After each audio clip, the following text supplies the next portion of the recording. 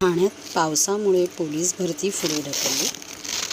ठाणे जिल्ह्यात सुरू असलेला मुसळधार पाऊस आणि हवामान विभागाने दिलेल्या अतिवृष्टीच्या इशाऱ्यामुळे ठाणे पोलीस भरतीसाठी 26 आणि 27 जुलैला होणारी मैदानी चाचणी पुढे ढकलत 1 आणि 2 ऑगस्ट रोजी घेण्याचा निर्णय ठाणे पोलिसांनी घेतला आहे।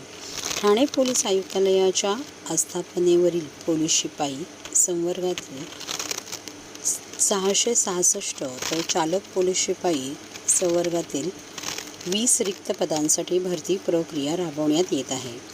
या भरती प्रक्रियेसाठी 26 आणि 27 जुलैला महिला उमेदवारांची मैदानी चाचणी साकेत मैदान येथे घेण्यात येणार होती, परंतु ठाणे जिल्ह्यात सुरू असलेला मुसळधार पाऊस आणि हवामान विभागाने दिलेल्या अतिवृष्टीच्या इशाऱ्यामुळे उमेदवारांची मैदानी चाचणी घेणे शक्य होणार नाही।